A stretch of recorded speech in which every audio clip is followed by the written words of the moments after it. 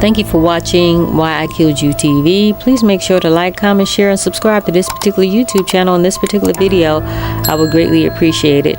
We're going to be talking about the case of Tyler Skaggs. Tyler was a pitcher for the Los Angeles Angels. And on July the 1st, 2019, unfortunately, he died accidentally after taking too many drugs, mainly fentanyl and oxycodone mixed with alcohol. His sudden death shocked the baseball world and left his family searching for answers. In June of 2025, Tyler's family filed a wrongful death lawsuit against the Angels in a California court. They say the team ignored warning signs that Tyler was misusing prescription drugs, and they want $210 million to cover their losses and hold people accountable. Court papers include testimony from Tyler's former agent, Ryan Hamill. Hamill says that back in 2013, when Tyler and pitcher Wade Miley were teammates on the Arizona Diamondbacks, Tyler told him he was getting pain pills called Percocet from Miley. This is the first time that Miley's name has appeared in the family's lawsuit. Before this, the only person convicted of supplying the drugs was Eric Kay, the Angels' former communications director. In 2022, Kay was sentenced to 22 years in prison after pleading guilty to giving Tyler pills that contained fentanyl. During Kay's sentencing, a recorded phone call surfaced in which Kay said Miley had been supplied pills to Tyler. Wade Miley has not been charged with any crime and has declined to comment publicly. The Angels have asked the judge to dismiss the lawsuit, but the court will decide whether the lawsuit goes forward. I do want to start and be clear that Miley is not facing any criminal charges. A former publicist for the Angels was convicted and sentenced for giving Skaggs the pills that led to his death. The allegations against Miley come from a wrongful death lawsuit filed by Skaggs' family. Ryan Hamill, the former agent of Tyler Skaggs, who said in a deposition that Skaggs told him he was using pain pills provided by Miley. Hamill said that came from a conversation he had with Skaggs back in 2013 during a period when Miley and Skaggs were teammates on the Arizona Diamondbacks. Hamill also said that conversation led to concerns about Skaggs' behavior, which led to his parents confronting him. That's when Hamill says Skaggs admitted to using drugs and accused Miley of supplying them. Again, these are accusations coming from court documents, and Miley faces no criminal charges. We reached out to the Reds tonight, who did not have a comment. Meanwhile, Miley is expected to start Sunday's game in Detroit against the Tigers. Ashley Katz has more on the lawsuit and what the family is alleging against the team. More fallout today in the overdose of Angels pitcher Tyler Skaggs. Almost 2 years after his death, Skaggs' family is now suing for wrongful death and negligence.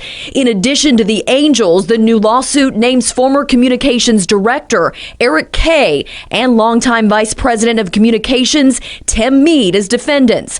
The 27-year-old pitcher was found dead in a Texas hotel room during a team trip in 2019. Investigators later ruled Skaggs' death an overdose, with fentanyl as the main contributor. One of the many devastating things about fentanyl is many of those who overdose on it will never even know they took it. After a lengthy investigation last year, Texas police arrested Eric Kay, arguing he provided the counterfeit pills that Skaggs took on the night of his death. Kay pleaded not guilty and no longer works for the Angels. Back in 2019, the organization conducted its own investigation into the circumstances surrounding Skaggs' death. A spokesperson for the Angels maintains it did not know the pitcher was using opioids, nor of any employee providing them to a player.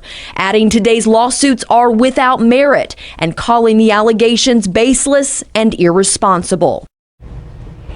Ashley Katz with that report. The former team official told investigators he had informed 2 members of the Angels organization of Skaggs' drug use as early as 2017. Today's testimony in Los Angeles Angels pitcher Tyler Skaggs' overdose death trial centered on drug use among players and pills exchanging hands. Skaggs was in North Texas preparing to play the Rangers when his body was found in a South Lake hotel room. On trial, a former Angels employee accused of providing Skaggs with drugs. The court is closed to cameras, but Fox 4's Deion Anglin has been in the courtroom for testimony. Deion.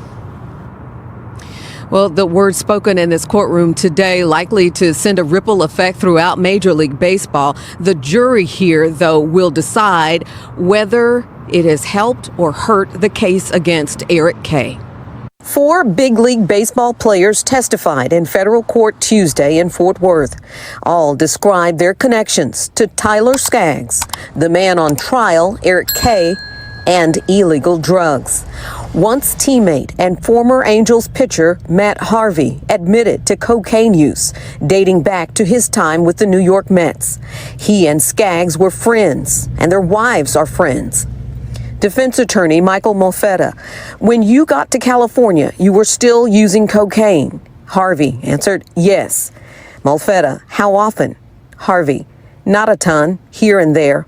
Molfetta: is it fair to say you had an idea of the extent that Tyler Skaggs was doing opioids? Harvey: yes. Molfetta: you indicate one of your sources for Percocet was a hockey player.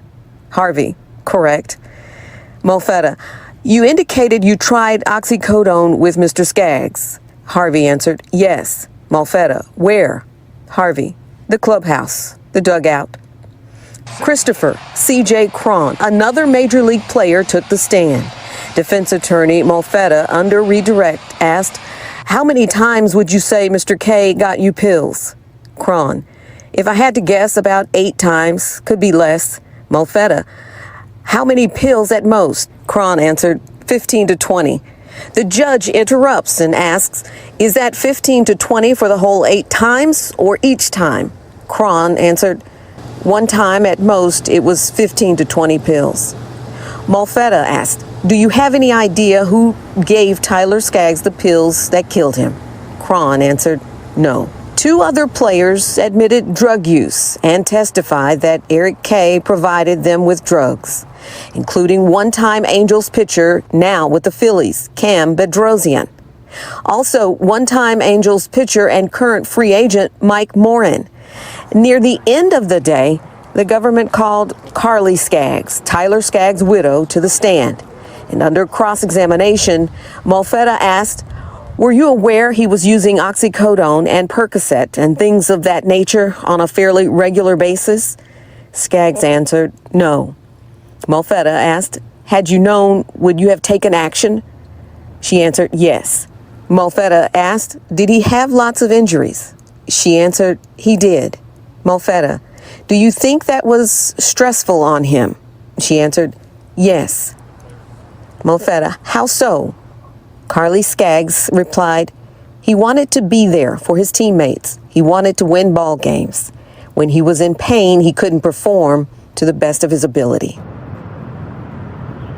A medical pathologist also took the stand here today, testifying that although Skaggs had oxycodone in his system from earlier use, it was a fentanyl-laced pill he took minutes before lying down that was the main cause of his death. The